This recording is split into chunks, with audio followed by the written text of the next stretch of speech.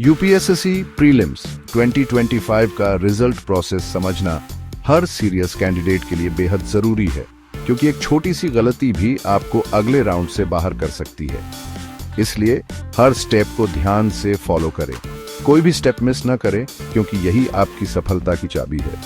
Result से लेकर अगले राउंड तक पहुंचने के लिए हम आपके लिए लाए हैं एक आसान और प्रैक्टिकल गाइड, जिससे आप बिना किसी कंफ्यूजन के आगे बढ़ सकें। UPSC civil services prelims 2025 exam 25 मई को हुआ था। अगर आप रिजल्ट को लेकर नर्वस हैं तो घबराइए मत, आप अकेले नहीं हैं। हर साल लाखों स्टूडेंट्स इसी फेज से गुजरते हैं।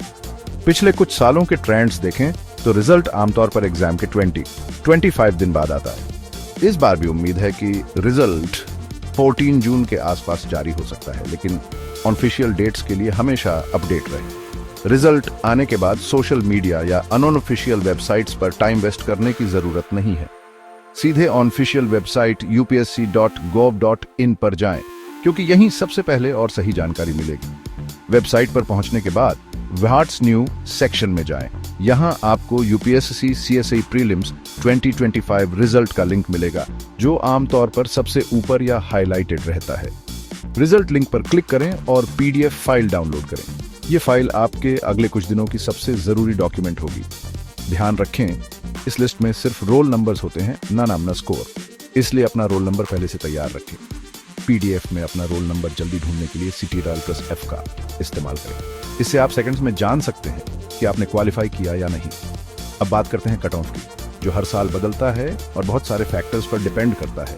कट ऑफ के बारे में जानना चाहते हैं तो सुनिए। अच्छा, एक्सपर्ट्स का मानना है कि इस साल कट ऑफ थोड़ा कम हो सकता है। पिछले साल जनरल कैटेगरी के लिए कट ऑफ 87.98 था और 2023 में 75.41। इसकी वजह यह थी कि पेपर्स काफी मुश्किल थे। खासकर CA-SAT सेक्शन ने कई स्टूडेंट्स को चौंका दिया था। याद रखें, CA-SAT में कम से कम 33% स्कोर करना अनिवार्य है, वरना आप प्रीलिम्स क्लियर नहीं कर पाएंगे, चाहे GS में कितना भी अच्छा किया हो।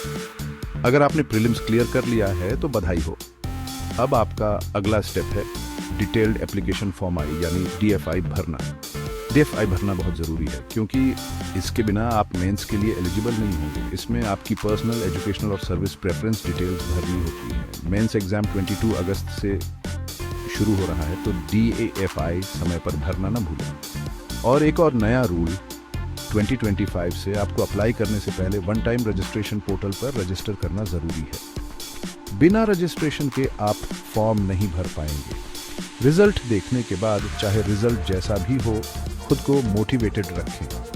अगर क्लियर नहीं हुआ तो एनालिसिस करें और अगले साल की रेडी शुरू करें। अगर क्लियर कर लिया है तो डॉक्यूमेंट्स, सर्टिफिकेट्स और DAFI की रेडी में लग जाएं। तो एक बार फिर अपना रिजल्ट सिर्फ upsc.gov.in पर चेक करें, रोल नंबर सर्च करें और अगले स्टेप्स के लिए पूरी रेडी रखें।